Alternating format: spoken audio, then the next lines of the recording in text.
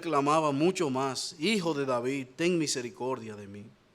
Jesús entonces, deteniéndose, mandó a traerle a su presencia. Y cuando llegó le preguntó diciendo: ¿qué quieres que te haga? Y él dijo: Señor, que reciba la vista. Jesús le dijo: recíbela, tu fe te ha salvado. Y luego vio y le seguía glorificando a Dios. Y todo el pueblo, cuando vio aquello, dio alabanzas a Dios. Padre, te pedimos ahora que tu palabra, la cual hemos leído y en la cual hemos de meditar, cale en lo profundo de los corazones de todo aquellos que están aquí en esta mañana. Mira, Señor, que este hombre recibió un gran favor de parte tuya. Y es el favor que pedimos para aquellos que aún no te conocen, Señor. Abre sus corazones, siembra tu palabra en ellos y tráele al arrepentimiento. Te lo pedimos en el nombre de Jesús. Amén. Hermanos, este pasaje, y que ya en otra ocasión hemos hablado acerca de él, pero no con el énfasis que lo vamos a ver en esta mañana, nos muestran grandes cosas que nosotros debemos considerar cuando estudiamos, cuando leemos esta historia del ciego Bartimeo, como lo llama Marcos en el texto paralelo. Recuérdense que este texto de manera particular está contenido tanto en Mateo, en Marcos como en Lucas, y cada uno de ellos da una visión un poquito más amplia cuando lo juntamos todos.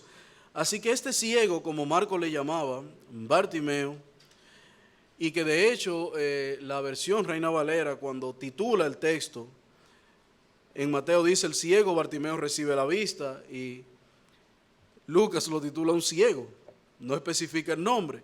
Pero lo que aquí importa, hermano, no es si eran uno o si eran dos o el nombre de ellos, sino más bien que la Biblia revela uno de los nombres y el evento que allí sucede, el milagro que allí está aconteciendo, porque para nosotros muchas veces nos centramos únicamente en el milagro y vemos el milagro y el primer milagro, vemos únicamente el milagro de esa visión recuperada para aquel hombre.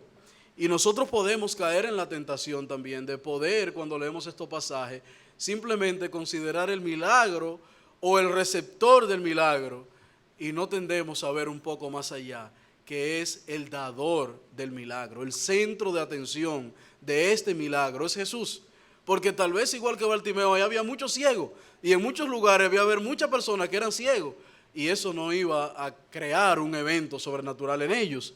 Allí, hermanos, debemos tomar en cuenta los actores de este evento, y que el principal de esos actores es el Señor Jesucristo. Es nuestro Señor. Por ello, le invito a que analicemos el evento en cada una de sus partes para que podamos apreciar no solamente el milagro, sino la condición en que se da el milagro, la condición en que estaba quien recibe el milagro, y cómo nuestro Dios muestra, igual que en pasajes anteriores, una bondad y una misericordia fuera de serie que habla de lo clemente y del amor de Dios para con nosotros. Así que empecemos analizando, en primer lugar, el escenario, el evento en el que sucede el milagro. El verso 35 nos dice, nos ubica geográficamente dónde está ocurriendo este milagro. Dice: acercándose Jesús a Jericó, un ciego estaba sentado junto al camino, mendigando. Lo primero que menciona nuestro texto aquí es el lugar. Al igual que Mateo y que Marcos mencionan uno de ellos que se encontraba acercándose a Jericó, mientras que el otro dice que estaba cerca de Jericó. Entonces, aquí mucha gente ha oído una contradicción entre los evangelios sinópticos, y no hay ninguna contradicción allí, pero tampoco vamos a invertir la mañana para demostrar que no hay una contradicción, sino que lo que vamos a hacer es reconciliar el pasaje con la declaración que nos da Marcos en el versículo 46 de su capítulo 10, nos dice: entonces vinieron a Jericó, y al salir de Jericó, él y sus discípulos le seguía una gran multitud. Lo que pasa es que para nosotros poder entender un poco qué es lo que está ocurriendo aquí, debemos volver al contexto de lo que está ocurriendo y recordar un poquito de historia. No es que uno dijo que fue saliendo de Jericó y otro dijo que entrando, y entonces pareciera que los evangelios como que no se ponen de acuerdo a dónde fue. O fue saliendo, o fue entrando, o fue alrededor. Pero Marcos nos dice, no te viene el pasaje, entonces vinieron a Jericó y al salir de Jericó. Entonces, Marcos, ¿qué tú estás diciendo? Porque tampoco te entiendo. Tampoco te entiendo. Hermanos, pero si damos una mirada breve al contexto, ¿qué está pasando? Jesús viene subiendo hacia Jerusalén. En Jerusalén iban a llevar a cabo la celebración de la Pascua, como bien nos narra el capítulo 11 de Marcos. Entonces, cuando van subiendo para llegar a Jerusalén, lo primero que hacen es pasar por la antigua Jericó. La antigua Jericó, hermano, y que Cornelio mencionó algo esta mañana, era la que se encontraba en el lugar que narra Josué, capítulo 6, versículo 15 hasta el 26. ¿Recuerdan cuando el pueblo empezó durante 6 días a dar vuelta a la ciudad de Jericó? Y al séptimo día, ¿qué ocurrió? Cuando se dio la séptima vuelta, el pueblo calmó, todo el mundo son de trompeta. ¿Y qué pasó con los muros de la ciudad de Jericó? Se vinieron abajo. Y por una profecía, esos muros de Jericó no iba a volver a ser edificada. Así que allí estaba la antigua Jericó, una ruina. Así que muchos entendemos que cuando Marcos dice al salir de Jericó, él estaba refiriéndose a la antigua Jericó y llegando hacia la nueva Jericó que había edificado Herodes el Grande para hacer allí una residencia lujosa para los cobradores de impuestos. Así que no hay ninguna contradicción aquí. Solo hay una Jericó antigua y una Jericó nueva que había sido edificada. Luego de esa Jericó, unos 30 kilómetros más adelante, se encontraba Jerusalén. Lo que significa que aquella ruta era bien transitada. Era buen lugar para un mendigo estar, porque allí podía recibir de todos los peregrinos que subían frecuentemente a Jerusalén algunas dádivas que le ayudaran a ellos sobrevivir y a subsistir. Así que esto no solo despeja la duda o la contradicción, sino que nos deja ver también que era un lugar estratégico. Era un lugar estratégico. Si aquí alguien quisiera conseguir un beneficio, un donativo, alguien, ¿qué es lo primero que hacen? Ubican una de las principales vías. ¿O usted ha visto un limpiavidrio aquí en la esquina de Villa Carmen en el Play? No se ponen ahí, porque ¿quién va a pasar ahí? ¿O quién se va a parar ahí? No, ubican un semáforo de mucho tránsito y se ubican allí para obtener un beneficio. Así que esta era una ruta de mucho tráfico de personas que subían hacia Jerusalén a diferentes cosas, al sacrificio, a las fiestas ceremoniales, a todo. Allí se encontraban entonces estos hombres apostados en el camino y que esperaban recibir de los que pasaban una gran o una porción, algo que le ayudara a sobrevivir, ya sea dinero, comida o lo que sea. Entonces allí, hermanos, en ese lugar es donde se encuentra Bartimeo. Allí apostado está Bartimeo junto al camino, haciendo lo único que podía hacer, pedir. Ahí él estaba haciendo lo único que podía hacer, pedir. Este hombre tenía una condición física que le impedía hacer otras cosas, y en esos tiempos tampoco era que las cosas estaban como ahora, ¿verdad? De seguro que en ese tiempo no había quien enseñe el método Brainer para que él aprendiera. Un autor, hablando de la condición en la que se encontraba este hombre, Bartimeo, dice: este mendigo era víctima de 2 grandes males. En primer lugar, la ceguera, y en segundo lugar, la pobreza. Era algo extremadamente triste ser ciego.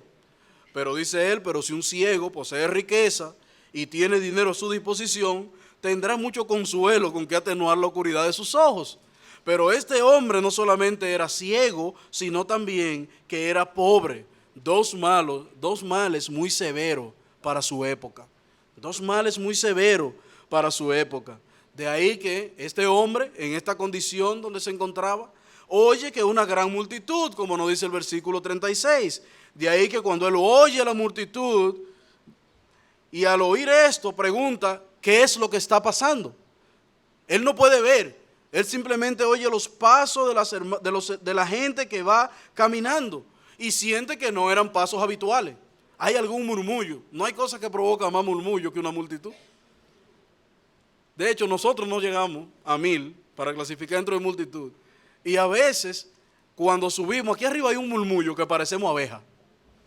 Nada más se oye un... Imagínense miles de personas que van caminando. Cuando hablamos de multitud, hablamos de miles. Recuerden que Jesús viene de hacer grandes milagros, viene de predicar el evangelio en toda esa zona y va camino a Jerusalén. Así que detrás de él venía mucha gente que estaba buscando un milagro como el que se encontró este hombre. Había gente que venía simplemente porque quería tentarle. Había espectadores de todo tipo. Ustedes saben, cuando hay multitudes así, la gente va hasta para ver lo que se le pega. A ver lo que se le pega. No sé qué es lo que está pasando, pero déjame ver qué es lo que pasa allí. A ver si se me pega algo. Jesús se había convertido en alguien famoso para su época. Lo que este hombre estaba haciendo estaba marcando una diferencia. Aún Flavio Josefo, un historiador de ese tiempo, dice que la fama de Jesús se había extendido más allá de Jerusalén. Así que ya se había vuelto famoso y la gente venía detrás de él.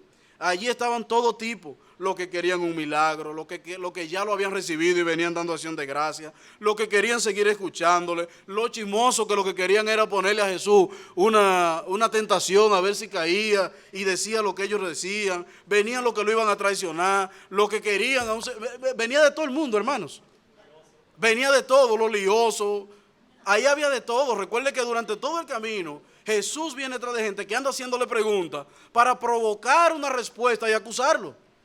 Así que Jesús tenía ganada por su fama y por su obra un conjunto de seguidores que de seguro que muchos de ellos él ni quería que le sigan. A muchos de ellos le llamó víbora y aún así seguían detrás de él. Aún así le seguían, iban detrás. Y eso nos habla a nosotros que era mucha gente que iba detrás de Jesús. Así que en este contexto, este hombre solo escucha los pasos que van tras este hombre.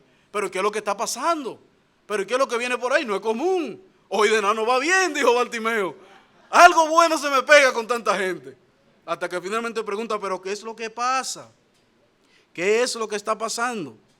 Y le dicen, Jesús de Nazareno viene por ahí. Y es importante, hermano, que usted tome la pregunta y la respuesta que le dan a Bartimeo y con ellas dé una miradita rápida a la condición en la que se encontraba este hombre.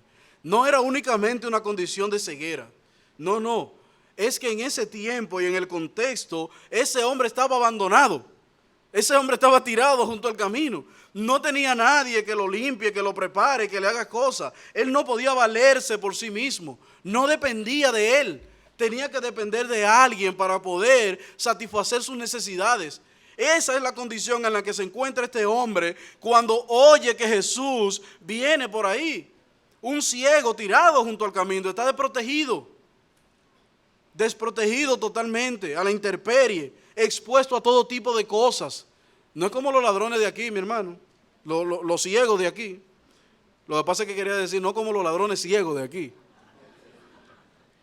Yo no sé si usted lo ha visto, hermano, pero yo he visto aquí en algunos lugares unos ciegos que andan con alguien que lo lleva a pedir. Pero ven acá. ¿Y cómo es el asunto? Ahorita nos sacan un verifón cuando uno no quiere darle, para que también le demos la limosna por ahí. Y unos ciegos que conocen el camino mejor que los que ven. Y hermano, mire, y muchas veces si usted no le da, también le mandan su maldición atrás. También le mandan su bendición. Pero esta no era la condición en la que se encontraba Bartimeo. Esta no era su condición. Este hombre no solo era ciego visualmente, sino que su peor ceguera también era espiritual, como cantamos ahorita. Él tenía una ceguera espiritual. Cuando un hombre o un joven o una mujer es ciego espiritualmente, es una calamidad igual que la que atravesaba este hombre. Es una calamidad porque no puede ver las cosas que le pueden servir para el bien de su alma. Se encuentra desprotegido. Dios no es su amparo, no es su pronto refugio, no es a donde tiene que acudir en medio de su necesidad. Cuando un hombre es ciego, una mujer es ciega espiritualmente, se encuentra a expensas de su pecado y de los enemigos de este mundo. Se encuentra en esa condición frente a un peligro, es vulnerable frente a su pecado, es fácilmente seducido por las cosas del mundo. El que ha escuchado el Evangelio, el que cree en el Evangelio, el que ha abrazado el Evangelio, hay un temor en su corazón que le llamo ahorita, que al menos le dice, hey, por ahí no es. Pero un hombre que se encuentra desprovisto de la visión espiritual, no tiene temor de nada, le importa nada. Por eso, hermanos, hay tanto atraco. ¿Por qué? A él que le importa. Pero tú no puedes ver que siempre te familia, yo soy ciego. Yo no veo nada. Yo solo alcanzo a ver lo que quiero. Y si para eso tengo que quitarle la vida a quien sea, yo se la quito. Pero más de ahí, muchas veces escuchamos hablar del evangelio, nos hacemos los sordos, no queremos que no hablen de eso. ¿Para qué el evangelio? ¿Por qué yo tengo que creerle a Cristo? ¿Por qué yo tengo que seguir a Cristo? ¿Por qué? Y se preguntan por qué, por qué, por qué. Y no ven que hay pruebas más que evidentes. Estás en un peligro. Estar fuera de Cristo, desamparado por Cristo, es un peligro para tu vida. Porque tarde o temprano vas a perecer. Y cuando perezca te vas a enfrentar ante Cristo en su tribunal. Y entonces tendrás que verlo cara a cara. Ahí tendrás que enfrentarte a Él. Amigo, esto no es un juego. No fue que nos lo inventamos para ponerte presión, para que tú te sientas que tienes que venir. No. Si tú quieres coger la presión, tú la coges para tu beneficio. Pero si no, el día del juicio tendrá mucha presión. Porque no te la pondrá nadie. El Señor mismo te aplastará con su poder. Él mismo. Es un peligro. Estás vulnerable. Muchas veces tus deseos son los que te dominan. Eres fácilmente seducido por un amigo, por una amiga. Eres incapaz de percibir la luz del evangelio. De hecho, Proverbios capítulo 4, versículo 19, ¿qué nos dice? El camino de los impíos es como tiniebla. No saben en qué tropiezan. ¿Y cómo van a saber si no pueden ver? Y muchas veces es triste cuando hablamos con personas que no conocen al Señor y hay alguien al lado que le da unos consejos que parecen soplados del mismo infierno y lo creen. ¿Y saben qué le digo? Son ciegos guiando a ciegos. Ambos caerán en el hoyo. Ambos van a caer en el hoyo. La pregunta que tienes que hacerte es, ¿voy a seguir yo caminando, transitando ese camino? ¿Por qué no puedo ver? ¿Por qué no puedo ver? Segunda de Corintios, capítulo 4, versículo 3 al 4. Vamos allá.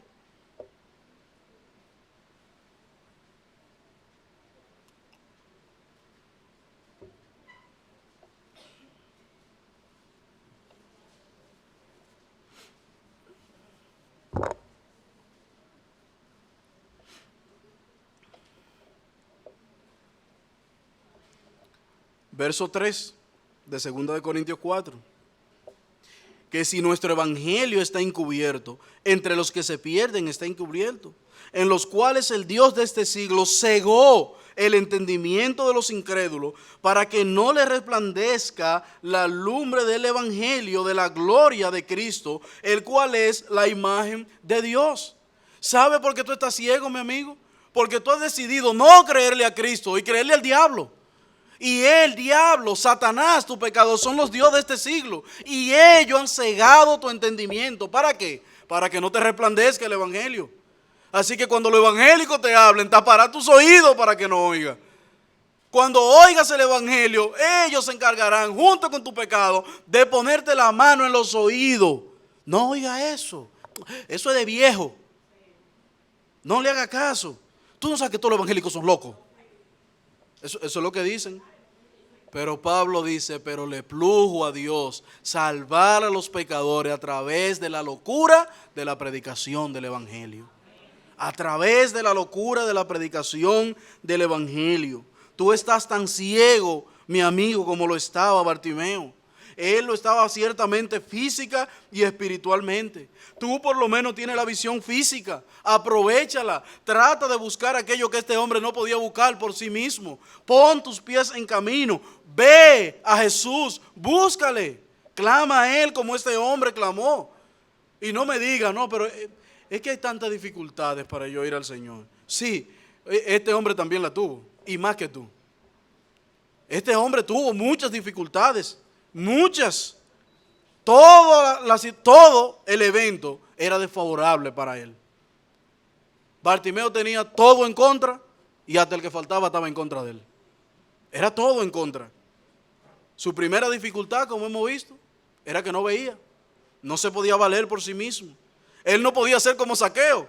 Cuando Zaqueo quería ver a Jesús, ¿qué fue lo que hizo? Fue y se subió en un árbol y de allá arriba miró. Él tenía la posibilidad. Podía ver, tenía sus funciones motoras funcionando. Así que Zaqueo hizo algo para ver a Jesús. Bartimeo no podía. Su condición física se lo impedía. Él no podía ser como la mujer del flujo de sangre. Ahí viene Jesús. ¿En qué parte de la caravana irá? Voy a ver si está en el medio, si está atrás, si está en el lado. Déjame meterme a romper brazos, a ver si llego. Y aunque sea, alcanzo a tocar el manto. Él no podía hacer eso. Esta mujer por lo menos llegó a Jesús y tocó el manto de Jesús. Y dice un himno, ¿verdad? Y virtud salió de él y la sanó. Pero él no podía hacer eso. Si se metía en la multitud, ¿qué iba a pasar con él? Lo iban a atropellar.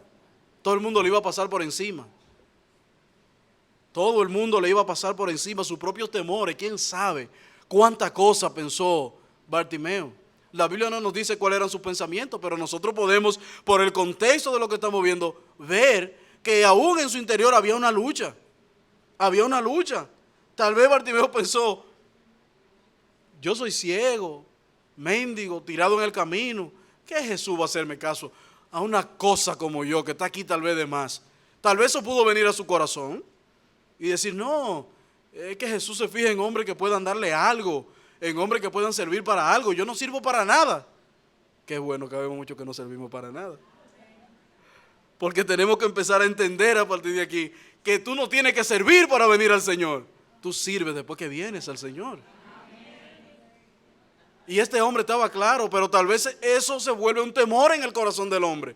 Pero ¿quién soy yo para servir a Jesús? Yo no puedo hacer nada, no puedo llegar hasta Él. Tal vez él pensó, si intento llegar me van a atropellar. Si intento llegar tal vez me van a empujar. Si intento decirle a alguien que me lleve, me va a decir, tú estás loco y no puedo yo también voy a cargar con un ciego. Tal vez muchos temores vinieron al corazón de él. La multitud, hermanos, era otro obstáculo para él. Pero otros se constituyeron en un obstáculo. Porque cuando él preguntó qué era Jesús y empezó a clamar, ¿qué le empezaron a decir? ¡Cállate! Hermano, mire, y en dominicano yo no me imagino decir todo lo otro que le dijeron. Porque seguro que no fue nada más tan amorosamente cállate. Seguro le dijeron, cosa impublicable que usted sabe, ¿verdad? Sabrá Dios cuántas cosas le dijeron a este hombre. Muchos se vuelven un obstáculo para que otros lleguen al Evangelio. No fue nada más un ejemplo en la vida de este hombre, de Bartimeo. En nuestra vida también hay gente que son un obstáculo para que vayan al Evangelio. Hay gente que se vuelve en una pared entre tú y Dios. ¿Y saben qué es lo triste? Que muchas veces hay personas dentro de la iglesia que se vuelven pared para que otros lleguen al Evangelio.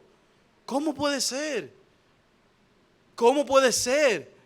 Cuando tú debes ser la calle, el carril por donde otros lleguen al Evangelio, ¿cómo tú te vuelves una piedra de tropiezo? Pero amigo, déjame decirte, no mire la piedra de tropiezo. Mira al que está después de la piedra. ¿Saben por qué? Porque al final esto no es un asunto de hombre, es de Dios y tú. Es de Dios y tú. Este hombre encontró todo tipo de dificultad. Todo lo que se había era desfavorable. Todo se impuso en su camino.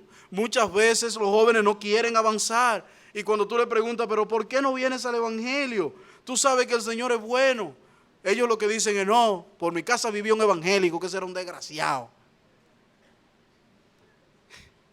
Se lo han dicho, ¿verdad? ¿Saben cuál es mi respuesta? Si no te arrepientes, tú también serás un desgraciado. Si no te arrepientes, tú también serás un desgraciado. Pero muchas veces, hermanos, son excusas. Son excusas. ¿Por qué son excusas? Porque el impío quiere decirle al creyente cómo tiene que vivir.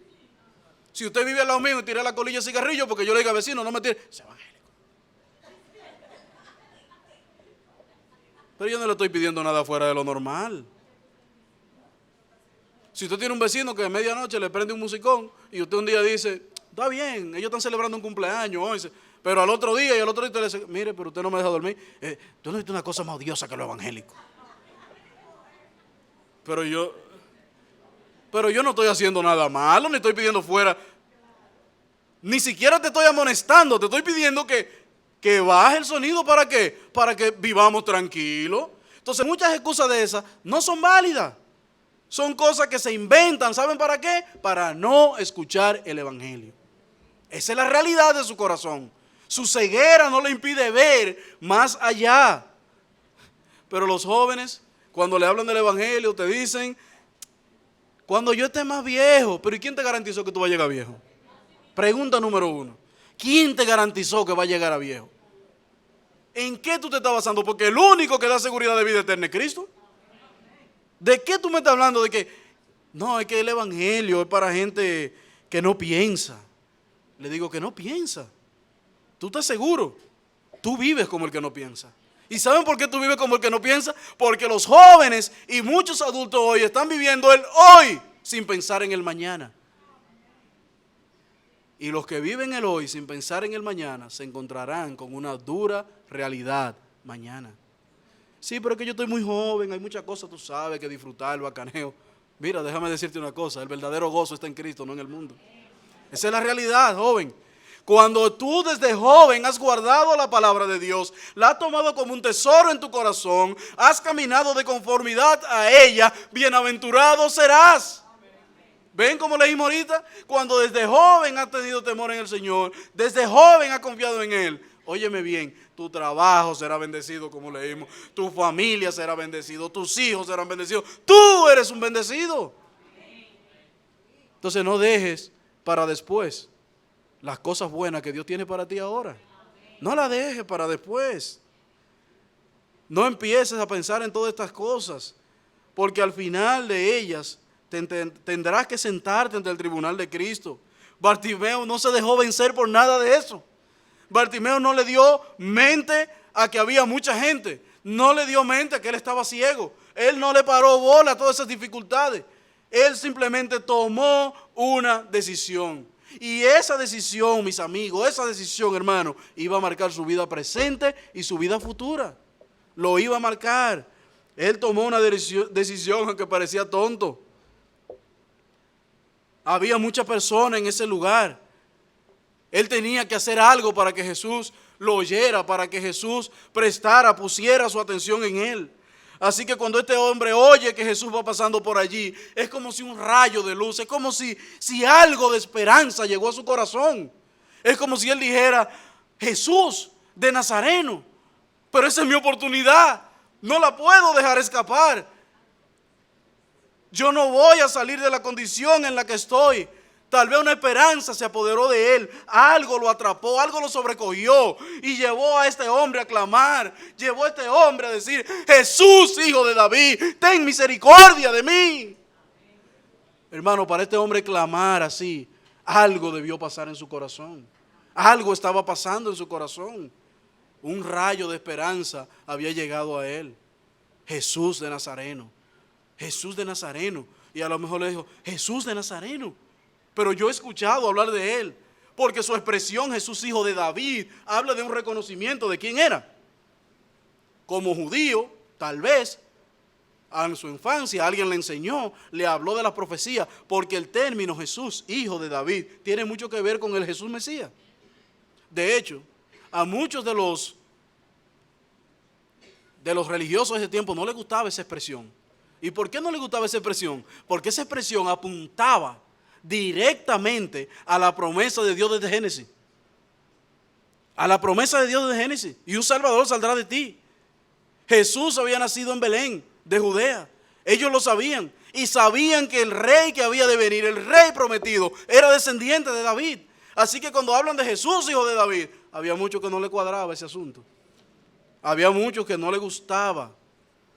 De hecho, en Mateo, capítulo 21, observen la actitud de los religiosos de ese tiempo cuando oyen esa expresión en otro contexto, cuando Jesús llega al templo.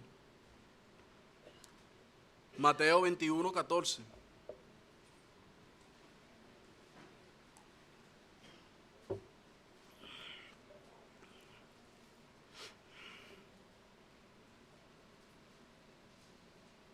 Dice el verso 14. Y vinieron a él en el templo ciegos, cojos, y los sanó. Pero los principales sacerdotes y los escribas, viendo las maravillas que hacía, y a los muchachos que clamaban en el templo diciendo, Sana al hijo de David, se indignaron, se molestaron, porque esta expresión era directamente a su corazón. Ese que estaba ahí era el hijo de David, el rey prometido. Ese era Emmanuel, el que iba a ser engendrado en María. encarnado, el que iba a venir para salvar al pueblo de sus pecados. Y a ellos no les gustaba eso, no les gustaba esa expresión. Así que de alguna manera Bartimeo tenía algún conocimiento, aunque sea mínimo, muy mínimo, para él llamar a Jesús hijo de David. Algo él oyó, algo conocía. ¿Y saben qué? Eso fue suficiente.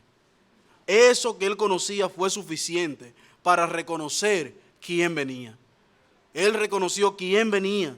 Él vio su condición. Es como si él dijera dentro de él, pero ese es Jesús, ese es el Hijo prometido, ese es el Rey, ese es el que puede sanarme, ese es el que puede librarme de esta condición. Y tal vez pensó, esta es mi única oportunidad. ¿Y saben qué? No la voy a despreciar. No la voy a despreciar. Él vio su única oportunidad ante Jesús. Y aunque se levantaran nuevas dificultades, él no se iba a detener ante ellas. Él no tenía nada que perder, hermano. Bartimeo no tenía nada que perder. Todo lo que tenía era ganancia. Todo lo que él lograra era ganancia. Y cuando músimo, lo más que podía pasar era que se quede igual. Pero de lo que él tenía no iba a perder nada. Él no tenía que perder nada. Así que él se vio en su condición. Él vio que estaba sin Dios. Él vio que no tenía esperanza. Y iba camino firmemente hacia el infierno en la condición en la que se encontraba. Una vida llena de sinsabores, un caminar sin rumbo. Muchos de ustedes son así. Van en el mundo como una veleta que no saben para dónde van. Todas las modas que llegan es que lo mueven. Si la moda es andar con los pantalones en las rodillas, andamos con ellos en las rodillas. Ellos no saben qué significa eso, pero se lo ponen ahí.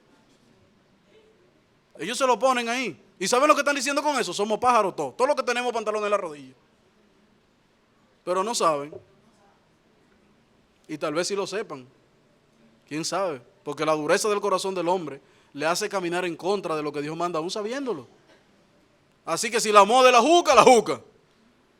Y a veces digo, pero parecen borregos llevados a un matadero. Todo lo que salen y todo lo que le imponen ahí están en la nueva moda. Y digo, pero ¿será que son incapaces de pensar? Sí, son incapaces de pensar. ¿Saben qué? Porque están ciegos espiritualmente. No pueden ver, no pueden ir más allá. Yo no sé, joven, si tú has pensado en esto, mi amigo, pero esto es un asunto serio. Esto es un asunto serio. Dios ha dicho claramente cuáles son las consecuencias, ha dado sus advertencias de vivir apartado de Él, de vivir fuera de su voluntad. Isaías capítulo 3, versículo 13. Vamos allá, Isaías 13, 11.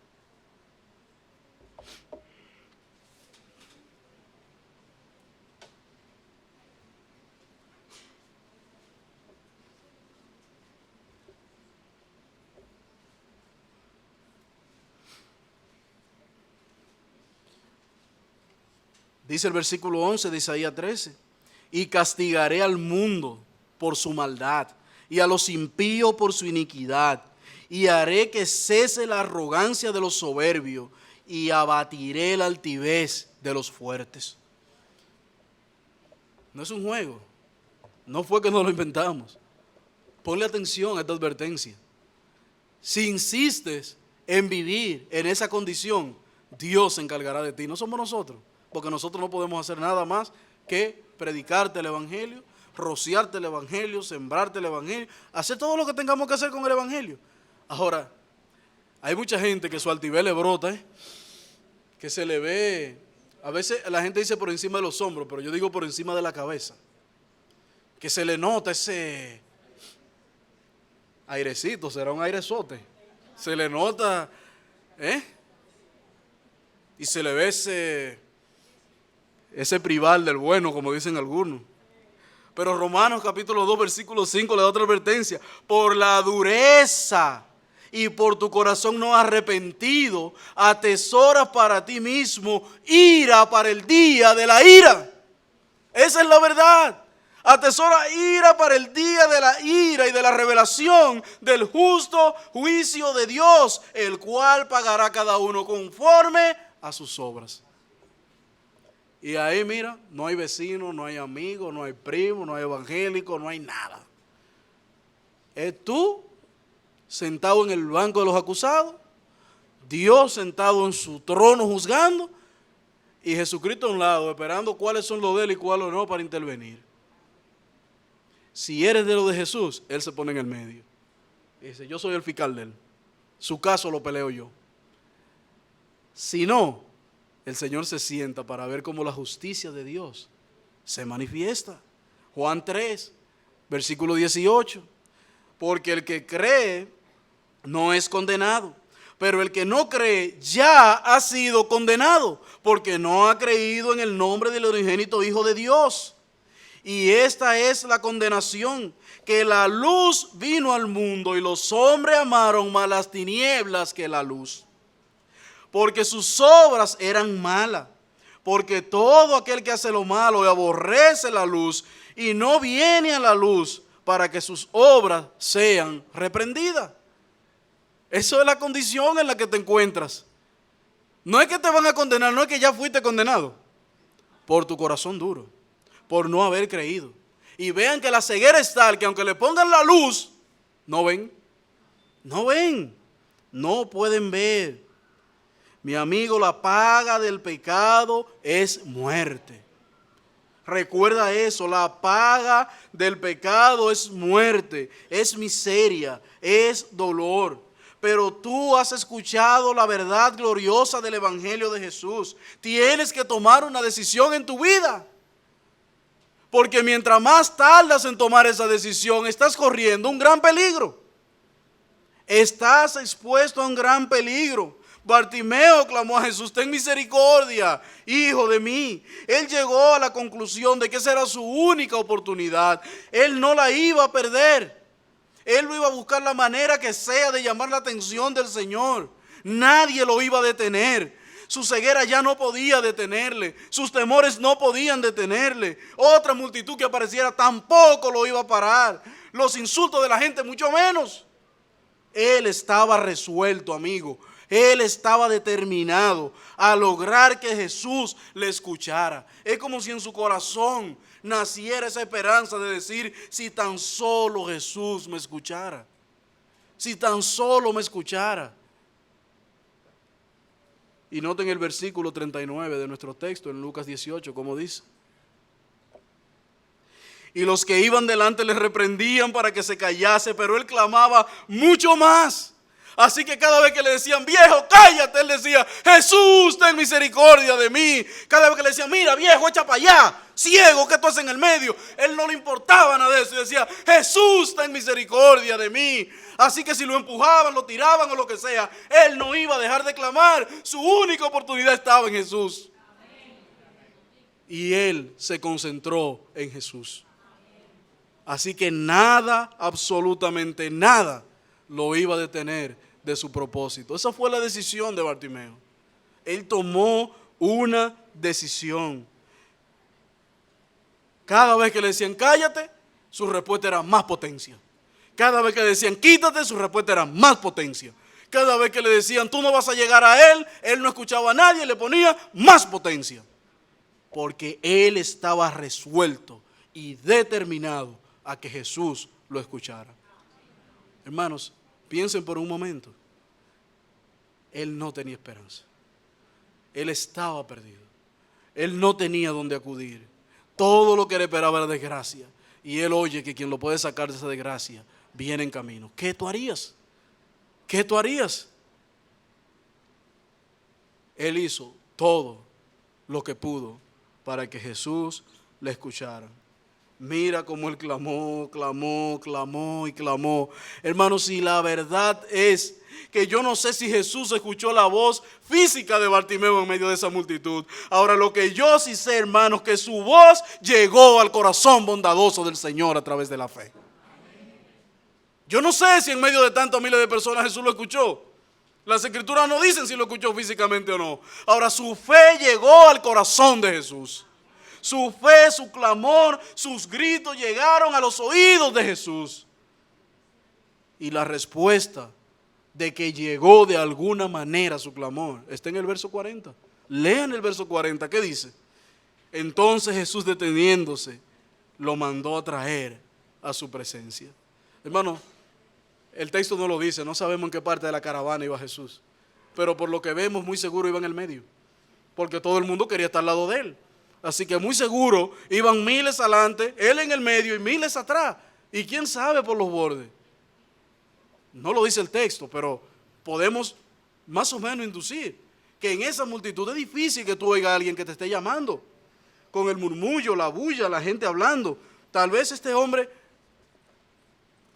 su voz no era tan potente, pero cuando Jesús se detiene y dice el texto que mandó a traerlo, podemos, hermanos, si estuviéramos allí, ver la expresión de Bartimeo diciendo: wow, Jesús me escuchó, Jesús me escuchó. Eso fue lo que él pudo decir. Él estaba maravillado, él no sabía dónde estaba en la caravana, él solo sabía que clamó. Y parece que dentro de ese clamor aún tenía miedo. Noten cómo dice Marcos en el texto paralelo, versículo 49 del capítulo 10. Jesús, deteniéndose, lo mandó a llamar. Y llamaron al ciego y le dijeron: ten confianza, levántate. O sea, Bartimeo estaba en un shock. Él no podía creer que Jesús lo oyó. Él no podía creer que su clamor fue oído. Así que cuando le dicen: Jesús te llama, él se queda: ¿a mí? ¿A mí, a Bartimeo? Sí, Bartimeo, ten confianza, le dicen. Jesús te llama. Así que la expresión de su rostro, la expresión de su corazón debió ser de una alegría que era imposible, hermano, no darse cuenta de cómo fue inundado su alma y su corazón. Pero lo mejor todavía no había llegado. Lo mejor todavía no había llegado.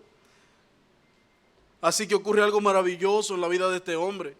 Y cuando él llega delante de Jesús, no ha llegado, no ha expresado una palabra, no ha dicho nada. Y Jesús le dice: ¿qué quieres que te haga? No, pero es que yo no lo puedo creer, esto es demasiado. Primero me oyó cuando yo pensé que no me iba a oír. Me traen y yo todavía no he pedido nada y ya me está preguntando que qué quiere que me haga. Así que la expresión de la voz de él es dada: Jesús, Señor, que reciba la vista. Que reciba la vista. Él quería ver.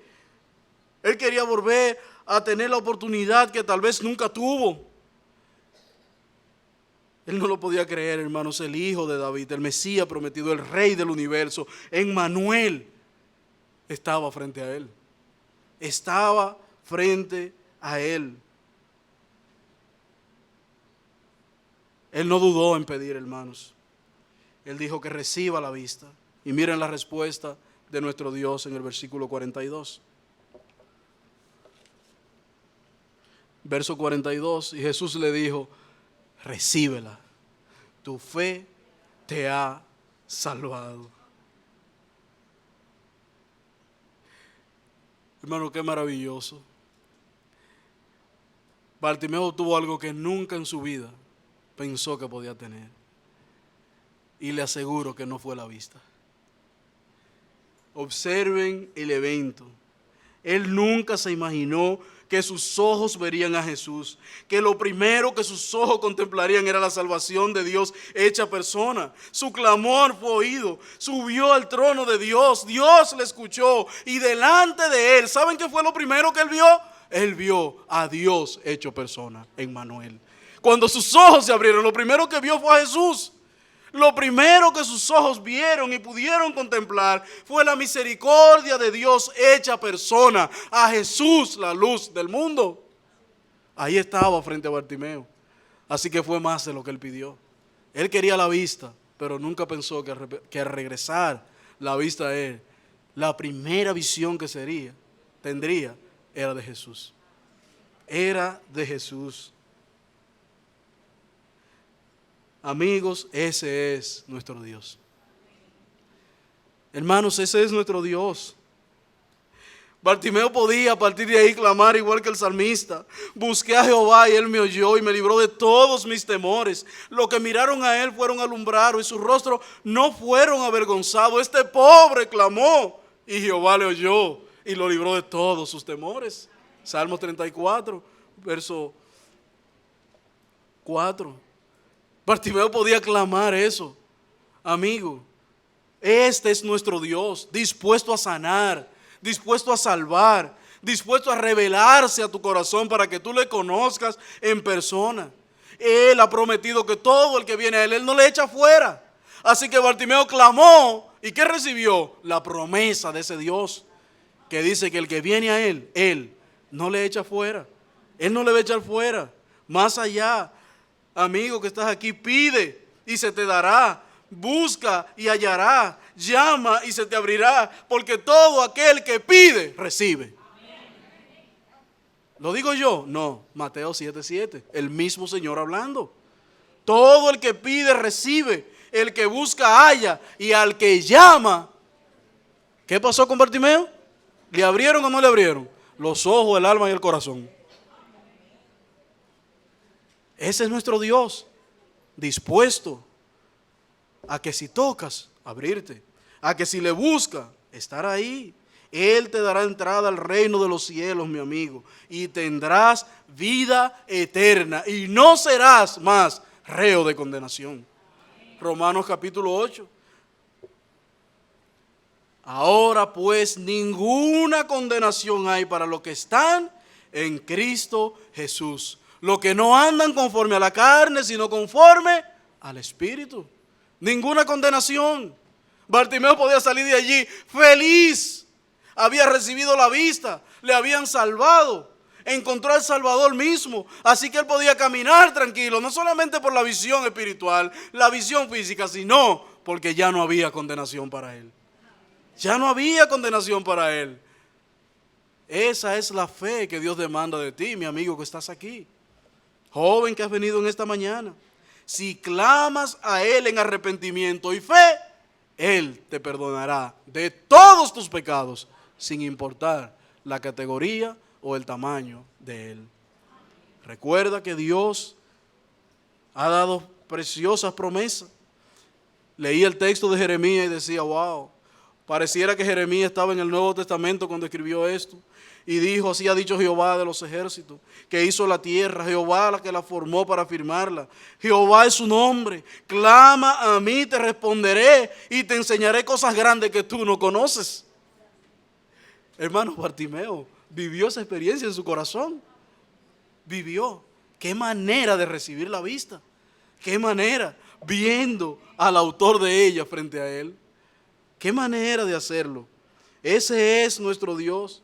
Clama como Bartimeo clamó, con toda tu fuerza, créita con todo tu corazón, que Jesús escuchará tu voz desde los cielos y enviará salvación a tu vida.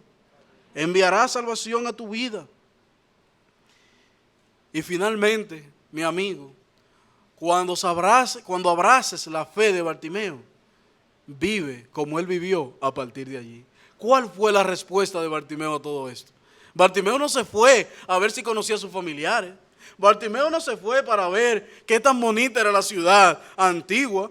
Él no dijo, wow, quiero ir a conocer a Jerusalén para ver lo que nunca mis ojos han visto. Wow, pero cuán hermosura está todo aquí. Bartimeo no hizo nada de eso. ¿Saben qué hizo él? Siguió a Jesús. Lean el pasaje. Y luego vio. Y él la seguía glorificando a Dios todo el camino. Y el pueblo cuando vio aquello dio alabanzas a Dios. Así que la gratitud del corazón de este hombre fue seguir a aquel que le había salvado. No tenía para dónde ir. ¿Para qué yo quiero ir a otro sitio? Ya yo encontré lo mío, como decimos. Ya encontré lo mío. Me dio la vista. Me salvó. Me oyó. Me ha perdonado de todos mis pecados. Y hay que decir, como dice Pedro, ¿a quién iré? No voy para ningún sitio. Señor, tú tienes palabra de vida eterna. De seguro, hermano, que a Bartimeo, mire, lo podían jalar con una soga. ¿Y saben qué iban a hacer? Su fe rompería la soga para seguir al Señor. ¿Qué provocó esto en los que estaban allí? Provocó un gran asombro. Todos se maravillaron.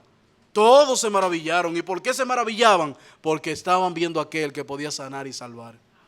No solamente el que podía sanar, aquel que podía sanar y salvar. Ellos confirmaron una vez más que ese que iba camino a Jerusalén era el rey prometido.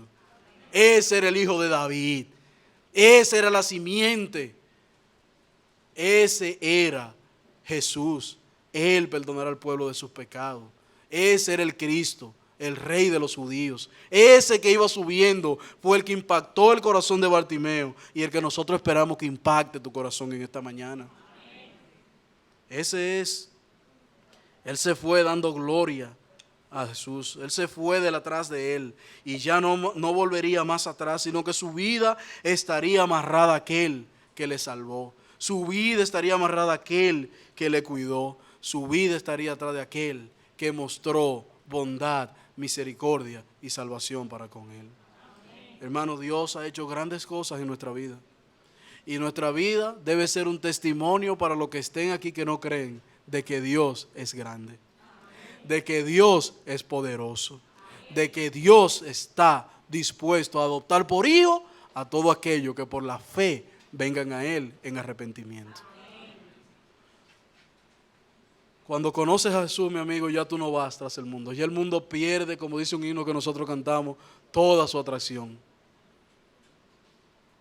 Ya pertenezco a Él y anhelo servirle fiel. ¿Por qué? Porque nos sacó del abismo en el que estábamos. Jesús vino, vimos su gloria, lo vimos morir en la cruz del Calvario para dar vida eterna a todos los que en Él creen. ¿Y saben qué? Y eterna salvación para ellos. Clama a Jesús y salvo serás. Oremos. Dios grande, Dios poderoso, tú que rompes los corazones de los hombres y los vuelves al mar. Tú que eres quien regenera el corazón del hombre, quien cambia ese corazón de piedra y pone allí un corazón sensible a tu palabra. Te oramos para que en esta mañana tú cambies los corazones de aquellos que no te conocen en este lugar y lo traigas en arrepentimiento y fe. Que ellos puedan ver en Bartimeo, este ciego, un ejemplo a seguir, un ejemplo de su fe, y clamen al Dios que salvó a Bartimeo.